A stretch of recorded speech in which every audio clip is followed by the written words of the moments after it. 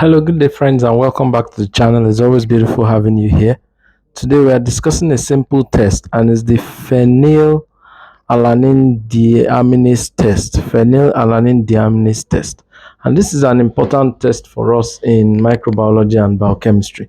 It's also used as a test to, identify members of the class or of the family Enterobacteriaceae.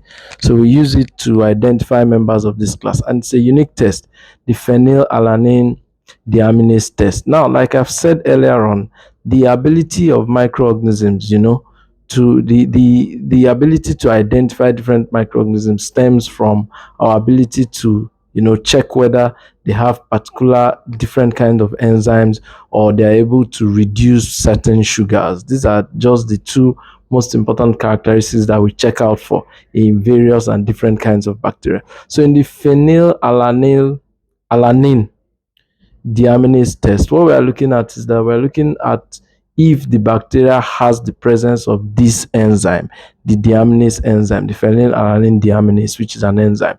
Now, this enzyme makes the bacteria to be able to remove the amine group. When we say deaminase, we are saying that the enzyme is able to remove the amine group from phenylalanine, which is an amino acid. And if it removes this amine group, it leaves the molecule as phenylalanine pyruvic acid. So this is very important, and it is the presence, if the bacteria has this enzyme, then the enzyme is able to deaminate or remove the amine group from phenylalanine amino acid, thereby making phenylalanine pyruvic acid. Now, the phenylalanine pyruvic acid can react with ferrous chloride, FeCl2, and then now produce for us a solution that has a green color. Now, this is important. So, this is an important test, and it's important that we understand how this test works.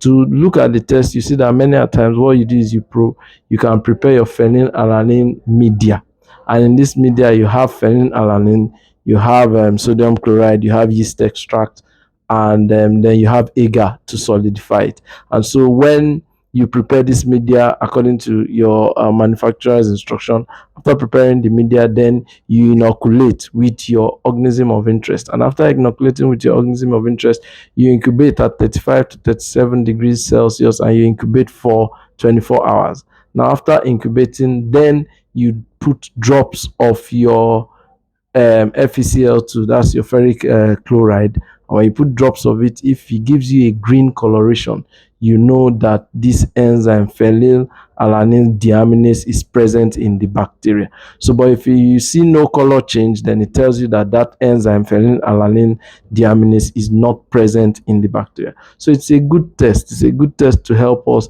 differentiate different members of the family Enterobacteriaceae, because you see some members of that family, like our Proteus and our Providentia, are positive. So they give us a positive phenylalanine test, while other members like our E. coli, Klebsiella, and Enterobacter are negative. So they give a negative phenylalanine deaminase test. So this is just a simple test.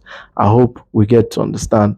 The idea is that the presence of that enzyme in the bacteria will make the bacteria able to deaminate phenylalanine. And if it deaminates it, removes the amine group, then it can add up to other constituents within the cell to make phenylalanine pyruvic acid, which can react with ferric chloride to give you a compound and a green color. So thank you for listening.